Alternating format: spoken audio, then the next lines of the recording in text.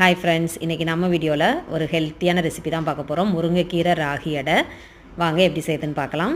அதுக்கு நாங்கள் ஒரு சின்ன டம்ளரில் 3 டம்ளர் ராகி மாவு எடுத்துக்கிட்டோம். அதுக்கு 1 டேபிள் ஸ்பூன் அளவுக்கு சோம்பும் 4 டேபிள் ஸ்பூன் நிலக்கடலை பருப்பையும் கொரகொரப்பாக அரைச்சிட்டு உள்ளே சேர்த்துக்கிட்டோம்.